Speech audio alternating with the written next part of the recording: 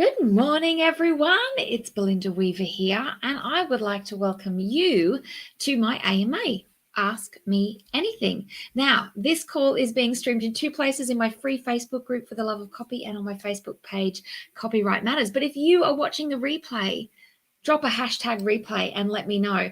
If you are here watching live, say g'day. Let me know where you're tuning in from. Now, of course, if you have questions, that's what these little calls are all about.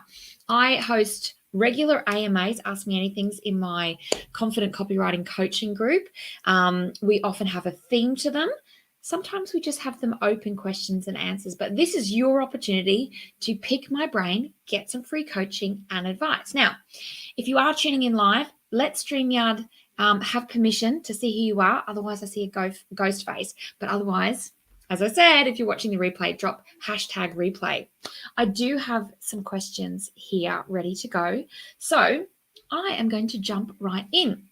Now, of course, today's the day that I have my little 4-year-old with me, so possibly going to get some little cute interruptions. But as many of you also have little people, little pets, other things going on in your life, you will totally get where I'm coming from.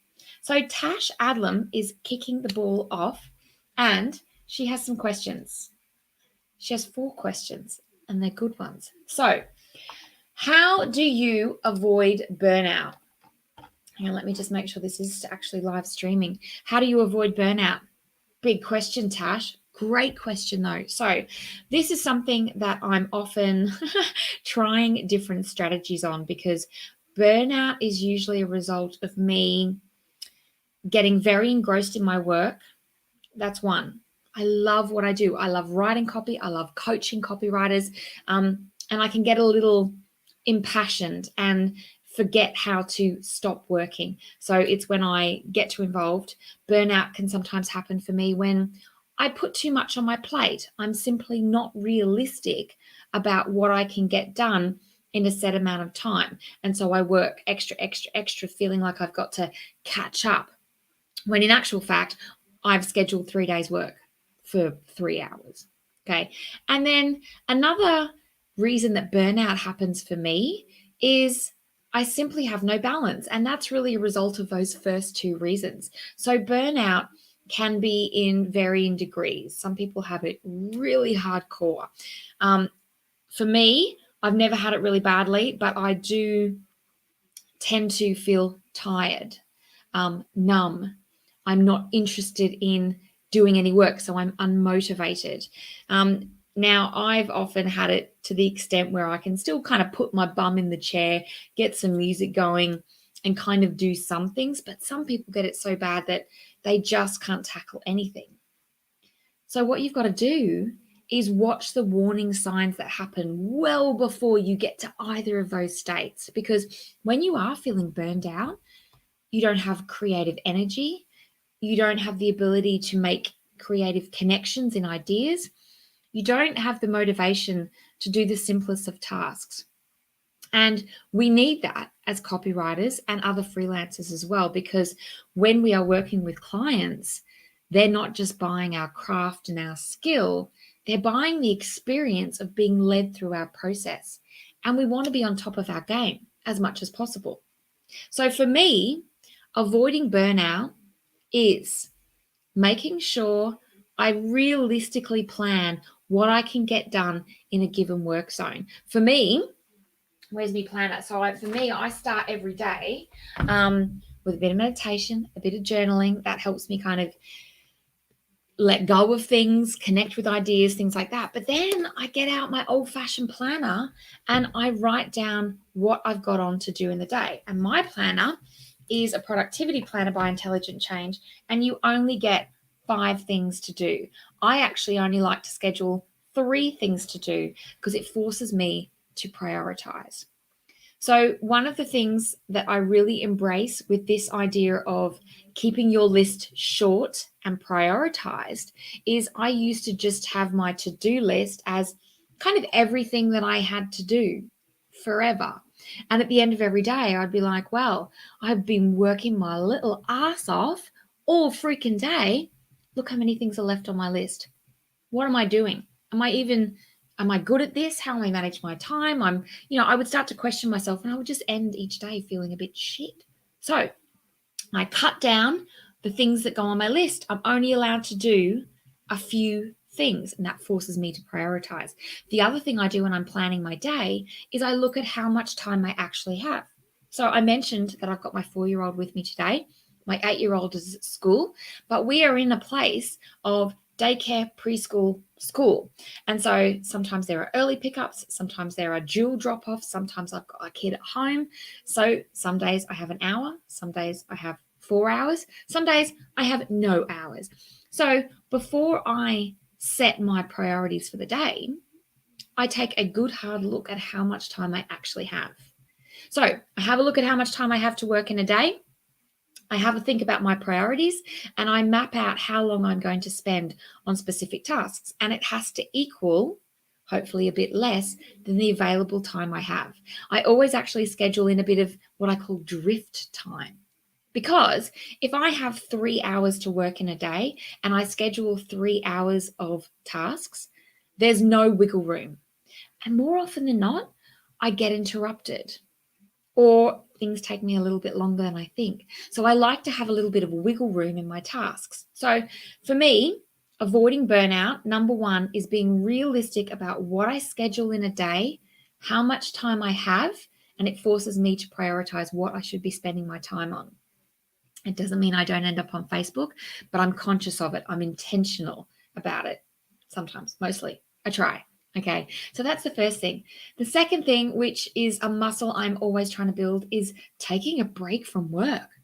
So I can see some people have just tuned in. Hi, say hello to me. I'm talking about avoiding burnout. A great question from Tash. How do you avoid burnout? So number one is be realistic about what you can get done in the time you actually have to work. Give yourself a break as well with that drift time. The second one is taking a break. This is what I'm still working on. I used to continue working in the evening because I was unrealistic about my to-do list. So I always felt I had more to do. I would, rather than relaxing or having fun on the weekend, I would just do a little bit of work. How often do you have a bit of time to yourself and you think, oh, I'll quickly do a little bit of work. I'll get ahead. I'll quickly check my email. I'll quickly clear my notifications. I'll quickly write that newsletter I'm into, right? And what it meant was I didn't have much time to relax, to enjoy, to have fun. But that is where your brain sucks in life, makes creative connections. That is what you need to fill your soul bucket. Now, that will help you work better, but that's not the point of having time away from work. So avoid burnout by being realistic with your time and your priorities and how much you're working, and also making sure you step away. Now, as someone with 2 small kids and not a lot of time to actually do work, I feel the friction of going, but I want to do stuff, and that means I have to work in the evenings or work in the weekends. I feel that, and I'm not suggesting that you never do that. You became a freelancer or a small business owner to work when you needed to, and hopefully you love what you do. What I am saying is make sure you have time off. Make sure you have time away from your work to fill your soul bucket, to have your creative energy restored, to give your brain and body something else to do. It will make you a better worker, but that is not the point, because every day we're working is also when our life is happening. We need to make sure we give our life and our fun and our experience of joy just as much of a priority as the work we need to do. And sometimes that means working a little bit on the weekend but having the afternoons off, or having a slow morning and working in the evening. Whatever your schedule allows, just make sure that you're taking a break. So this is one of my favorite topics, not talking about burnout, but thinking about how we spend our time so that we get the work done that we need to, and we have some fun along the way. All right, I can see someone said hello to me, and I am just going to quickly see who that is, because StreamYard has given me a ghost face. Am I going to be able to see that? You have to drop your name. Drop your name in the chat, and I can see who it is. No, I can't see. Tell me who you are, because hi. It's so nice to see you. So that is Tasha's first question. How do you avoid burnout? I would love to know in the comments, whether you're watching the replay, #replay, or you're watching it live, how do you dial in to burnout? How do you avoid going, Emman, hi. And this one will be a great one for you too. How do you avoid getting to the point where you just cannot do a single thing more? I want to know your tips as well, because they're mine. Be realistic about how much time you have to work. Prioritize the work that you do. Hi, Nas, it's nice to see you too.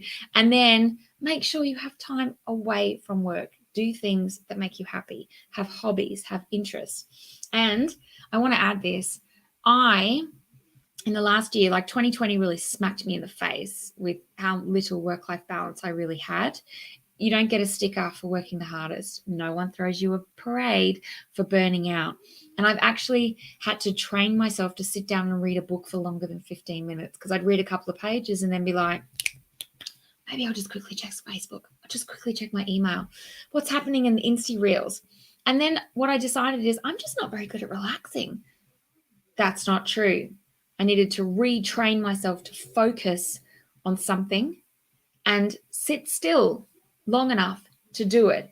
And you can too. If you are wishing that you had more time for fun, make time for fun. All right, I'm going on. Now, if you're tuning in live and you've got questions, post them in the comments. Let me know your name in case I don't get to see your face. So the next one is, how do you know what's conversion or connection copy? And this is a great question, Tash. So conversion copy, when we're talking about conversion copy, it's usually closer to a sale. It's not just a sale though, it's closer to an action. Okay, so it could be the conversion of someone to download the ebook, do the quiz, buy the program, right?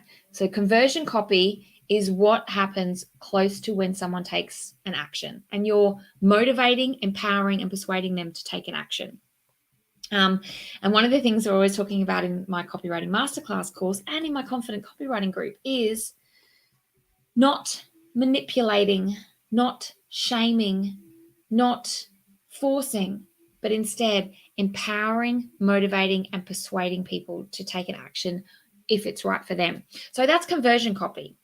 But connection copy is what usually happens much earlier in the stages of awareness. So the 5 stages of awareness: you are unaware that you have a problem, you are pain aware of a frustration or pain, you become solution aware, you're aware that there are a range of solutions, you become product aware, you're aware that there is a specific product, and then you become most aware. And these are the stages that we move through, and they require different information to move you through to the next stage. So connection copy is usually much earlier in the stages of awareness. Connection copy is usually about values, beliefs, pains, struggles. That's the copy that you want someone to go, we are the same. We have things in common.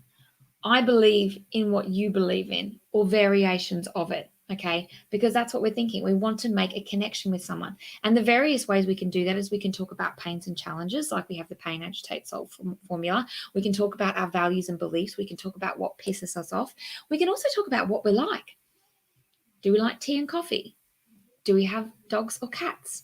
Do we like cycling or hiking or reading or gardening? Now, these might seem really trivial things to talk about on social media. I think we're all over the whole, this is what I had for breakfast kind of post. But when you share things, details, we're all better than the word things. When we share details and specifics about the kind of people we are, we open up the door to someone going, me too. Me too. We have something in common. And the power of that is that when you get to actually asking for the conversion, whether it's a share, a click, a buy, whatever, when someone has a range of solutions to choose from, when someone has a range of products to choose from, they are more likely to choose the service or product provider they feel a connection with. Okay?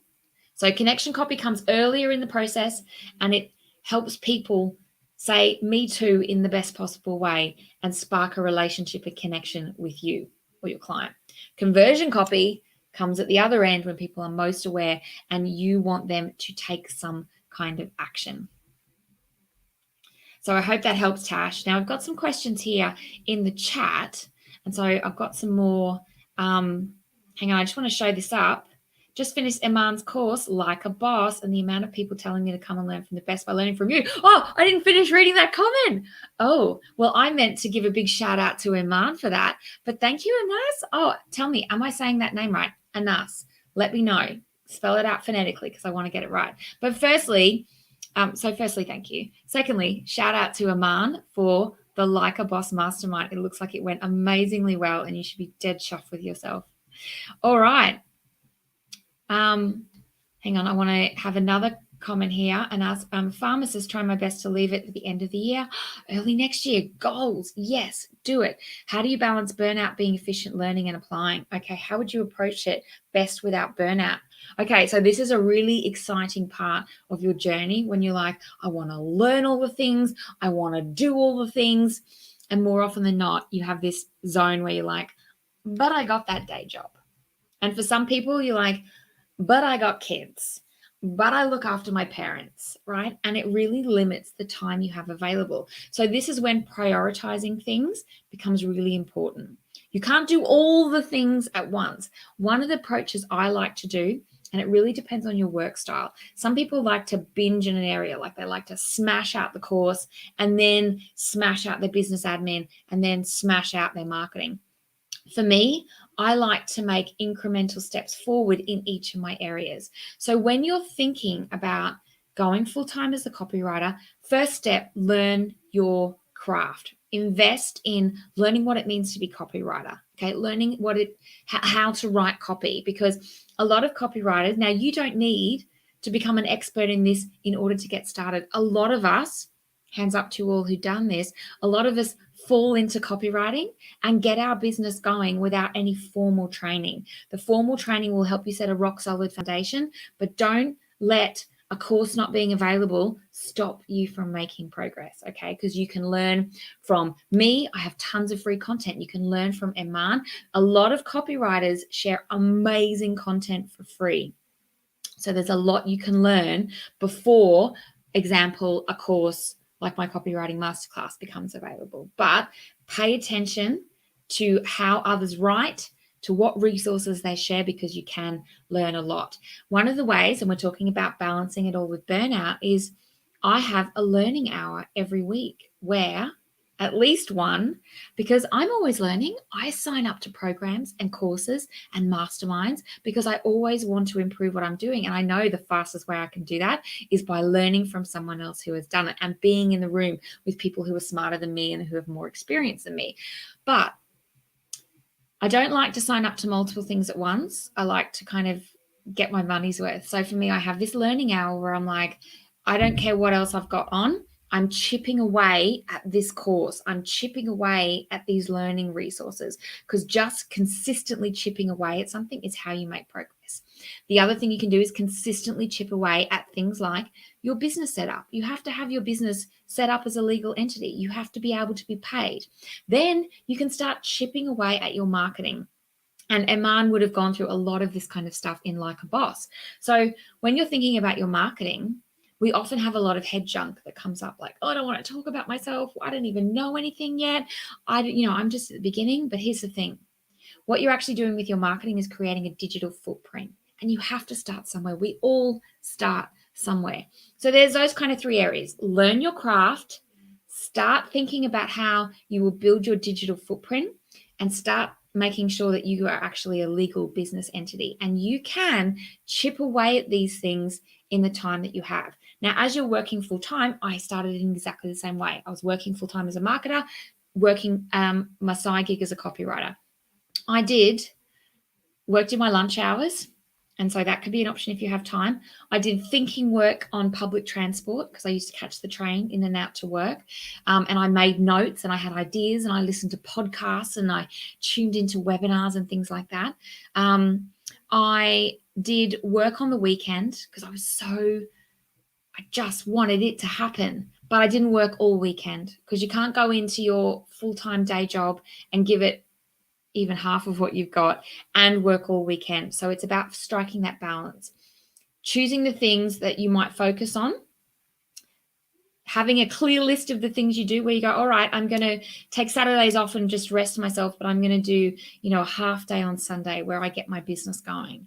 But rather than sitting down and going, all right, oh no, now I'm on Facebook, you want to have a clear list of things that you are going to tackle. If you can start building these muscles of prioritizing and building a strong to-do list that keeps you focused, they will see you through the rest of your career.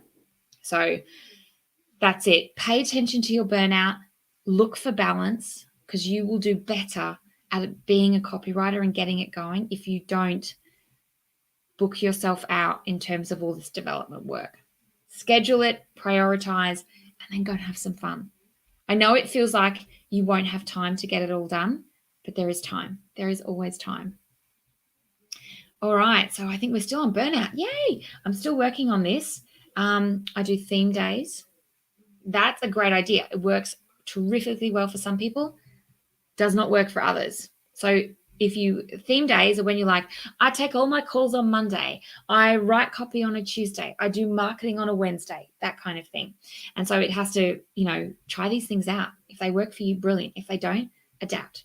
There are certain days I don't take any calls, which is great. It really energizes me to not do client work. Yes, these are your CEO days. I try and do something nice for me every day. I love that, even if it's just having lunch in the park or going for a walk.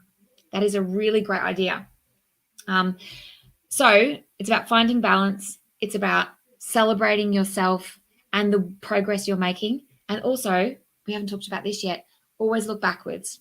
Okay, so we're still talking about avoiding burnout. Look backwards, see how far you've come. Celebrate that, because it's really easy to just only look forward and forward and forward and feel like you're behind. But you need to turn around and go, look how far I've come. Look what I did. Always celebrate that. So thank you for dropping that. All right. Driving back from work and texting. Yeah, don't crash the car, honey. All right. All right. Oh, I just shout out to Zoe Hurd. Oh, I'm always open to questions. Yeah, Zoe Hurd, Iman Ismail, fantastic human beings, amazing copywriters. And the great thing about the copywriting community is the good humans, we lift each other up, because the more we help each other, the more we set strong industry benchmarks. We lift the whole industry up. So copywriting communities, there's quite a few out there these days. So you can join the community that feels right for you. That's a great thing to do. Oh, excellent. Okay, cool. So remember, drop your questions if you're tuning in live. If you're watching the replay, drop #replay and share your burnout tips. All right, I'm just scrolling through. Oh, this chat. I love this chat. Okay, cool. So Tash asked a question as well. How do you find out what your audience is thinking? Now, I know we've got some fantastic copywriters tuning in. I want to see and hear your tips too. But the way I would do it is research. So there's lots of different ways you can do it. You can do what's called voice of customer research. And you can do this multiple ways. Voice of customer research is the research you do into your ideal audience. You basically can stalk them online. You can do something called review mining, where you look at what people say when they leave reviews for products and services in the same kind of vertical as you are, products and services that solve the same problem. Because when people are leaving reviews, they're either sharing what they expected and what they didn't get, very powerful language, or what they expected and how it's been blasted out of water. Either way, they're usually describing their pains, frustrations, and problems, and they're describing what they got in the end. And when you can use that language in the copy, it's incredibly powerful. The other way you can do voice of customer is actually interview people. Get on the phone and either do it yourself or get someone else to do it. Ask people questions. What was going through your mind? Like, what actually triggered you looking for a solution? What other solutions did you look for? How did you choose a solution? Which products did you look at? What else was going on in your life? You can also do things like, what is your life like? What's your morning like? What's your evening like? And Iman Ismail actually did this, I remember a little while ago when she was doing her new website copy, asked to have a chat with me along with a lot of other people in her ideal customer profile and asked me lots of questions about my life. And when I look in her copy, I see those little details. Now, I'm not saying they came all from me, but there were obviously consistent through lines. And that is when you write copy that really connects. When you are reading copy that someone has written, you're like, that's for me. That's my life. She's talking to me about me. That is incredibly powerful. So how do you find out about what your audience is thinking? You stalk them on the internet in the nicest possible way. You get in the Facebook groups where they hang out. You go and participate in conversations that they're in. You listen to the podcast that they listen to, or you get on the phone and you have a chat with them as well. Now, in my copywriting masterclass, we also take a step back from that idea and we think about motives and the psychology of decision making. Because when we make a decision, we want a thing, but there's usually a lot of other stuff going on in behind the scenes. So when you're looking at your ideal customer, you want to get into psychology of human behavior, psychology of consumer decision making. All those kind of things can give you an added insight. Yep, this is Iman. Those voice of customer interviews I did for my own website were invaluable. Yes. And I've read your copy recently and gone, journaling, 90-day planning. I've seen some details in there going, that's the kind of specificity that makes copy, really good copy, credible and hit the connection and convert, because the reader says, that's me. You are writing to me, for me, about me. I don't need to look anywhere else. So it's a time consuming, but very, very valuable. So, and as has his question, when do you know you're ready and know enough copy? You never know enough. You're never ready and you never know enough, which might have you go, oh God. But the truth is, you start off with a bubble of information that blows your mind.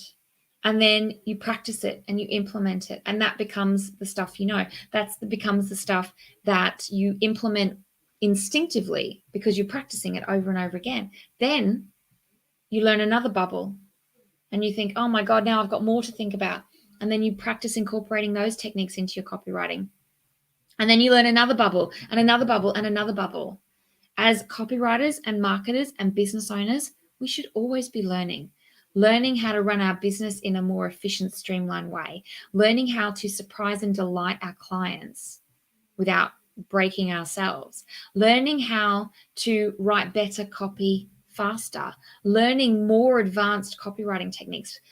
We're always learning, and we should learn from each other and learn from experts and keep focusing on what we need to do to be the best copywriter and the best business owner we can be. And as on a personal level, the best human we can be as well. My husband says I'm annoyingly self-reflective in that way. But that's our journey, right? And so one thing I want you to think about is you can't go from like beginner to expert. It's a series of steps. And you need to just go, all right, well, that's where I want to go. I want to be a bit like them. That's my GPS setting. Now I'm going to focus back on what I need to do the best work I can do. Because if you're always looking at what other people are doing, you are not doing your best work. So eyes down, always be learning, be the best you can be. God, that sounds so woo and cliche. It's some kind of like marketing buzzword bingo going on. Look at this. Yes, just do it anyway. Fantastic questions, but I hope that's not discouraging, but always be learning. I'm always learning. And every time my copy gets to a point where I think, I nailed it, I learn another technique and I'm like, yep, totally going to use that. And I get excited. I get excited by the idea that there is always more to learn. All right, have a look. Hi, Katie. Let's have a look. I'm getting ready to redo my website. Me too, to apply everything I've learned. Yay. I'm thinking about putting myself through my own process. Absolutely. Treat yourself like your very best favorite client. That means making time. And I know because Aman's here, she did that with her website. She made time and booked herself in as a client. That's how it got done to the best of Aman's ability, because you're an amazing copywriter. You need to bring all the good stuff for your copy. Okay. And sharing my insights about that experience as the client as a way of kick off my blogs. Fantastic. Brilliant. Have you heard of anyone doing this? No one springs to mind in terms of documenting that experience. Although, Aman, I think you might have as well, because, very transparent about what you're doing in a good way. So I think Katie, it doesn't matter if anyone else has done it or not. It's a great idea because you can share the challenges as a client and add that insight while also flexing your expertise, knowledge, and know-how as a copywriter. So do it, do it, do it. But going back to that first part, book yourself in as a client. And that means not writing it in the time confetti.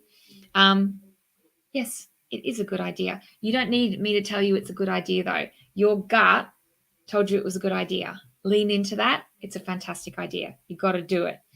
But I'm also, don't write your web copy left in the time confetti by everything else, by your clients, by your family, by your dogs, whatever. Book yourself in as a client. I'm writing my own website copy soon. And I think what I'm going to do is I'm going to take myself away for a weekend, because if I'm home and I'm here at my desk and there's kids and pets and food and washing and stuff like that, I will use those distractions to not do the things I have to do. So think about how you can get it done. But yes, that's an excellent idea. I can't wait to read it. You are most welcome. All right. Did I see another question here? You guys are on fire. This is such a good time to do it because I'm catching all you awesome people. So we've talked about burnout. We've talked about the difference between conversion copy and connection copy. We've talked about how to find out what your audience is thinking. And if you're just tuning in, when we're done, go and watch the replay. If you are watching the replay, drop a hashtag replay and share your tips as we go. All right, I'm just seeing Katie's comment here. Currently doing that too, cleared by August and September. Yes, hopefully relaunching my business in a couple of weeks. Awesome. I look forward to seeing it. Okay, so I'm just having a look at my time here. Great, because I got a 4-year-old on the loose. Who knows what's happening out there? Tash also asked, how do you launch your own services and programs? Another good question, Tash. So services and programs, let's look at them slightly differently. When you want to start promoting your services, you want to make sure that you are talking about the thing you want to get booked for. Now, a lot of copywriters, we start as generalists. I was a generalist for years, okay? And there's nothing wrong with that. If you don't have a niche, don't panic. Sometimes you need to do quite a bit of work before you go, that's it. That's the thing I want to do, okay? But if you have an idea of what it is you want to focus on, or you have a specific service that you want to promote, you want to make sure that what you're talking about all around that promotion is that service. So if you have a service about SEO copywriting, you're only talking about SEO copywriting. You're not talking about SEO copywriting and emails and newsletters and video scripts and this and that and the other. So focus what you're talking about around the thing that you want to promote. You also want to get very clear on who you are talking to. So one of the things that you want to think about is the pains and frustrations of the audience. What will trigger them looking for a solution? But if you are only talking about the challenges, you will tend to attract people who are still comparing solutions. If you want people who are ready to book, you want to speak about what you've got in a slightly different way. You might want to talk about the pains and frustrations, but you want to be closer to that conversion copy where you're telling people what they can do to take action, okay? So think about that. The other thing we want to do is if you're launching a program, so just going back on services, you want to give people repeated opportunities to book with you. This is not being salesy or spammy. This is giving people an opportunity to book in. You want to make your action really clear. So you want to tell people, I have some time available in September for my SEO copywriting service or my email marketing welcome pack, for example. If this is something you need because you are send me a DM and we can get you booked in. Hang on. I will be able to come out. I'm nearly finished. Why can't you just do it on the table? Well, I'm all connected in here right now, but I'll be done I've just got a few more questions. Because thank you for your patience, everyone. Because everything's all connected, and if I disconnect it, I might drop out of the call. Can you give me 5 more minutes? No. All right, we're on a time limit, everyone. So if you were looking at promoting a program, you want to think about a long runway to the program. You want to have people connect with your values and beliefs as a program provider. You want to bring them into the world, into your world 12 weeks before your actually program is open.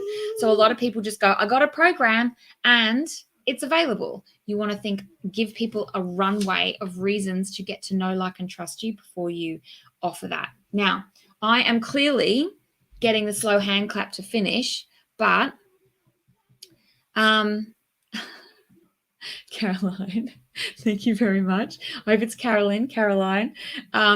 What if you'd like to be a full stack copywriter in one industry?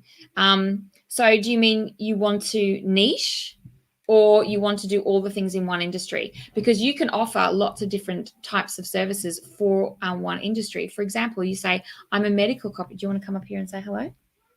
No.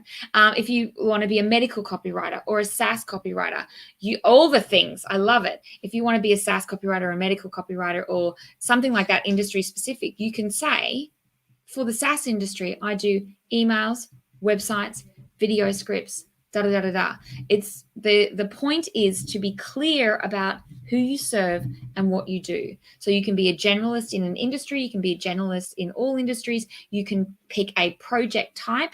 You can niche by email, SEO, whatever. You can also niche by style of copy. Like, you're going to fall. You can be, I write academic copy or personality pack copy. Well, okay. All right, I'm nearly done. So there are different ways you can niche. But the point is, if you have an industry, you talk about that industry. You keep up to date with news and what's topical so that you become the subject matter expert in that industry. And then you make sure that people understand that you can do all the things in terms of copy for that industry. All right, everyone, it looks like I'm being told we're done. Such is life, working from home and copywriting around kids. All right, if you stop pulling, I'll be out there in just a minute. Yeah, she says. All right, so I'm going to wrap it up here. I want to thank you for everyone being here, bringing it, tuning in, responding, commenting. If you're watching the replay, #replay. If you have some tips about burnout and finding out what your audience thinks and niching and launching, you just drop them in the comments, and then everyone can benefit from your expertise as well. And so this AMA is something I do in my free copywriting group on Facebook for the love of copy. So I hope you're in there already. If you're not in there, thank you so much. And if you have any okay, yeah.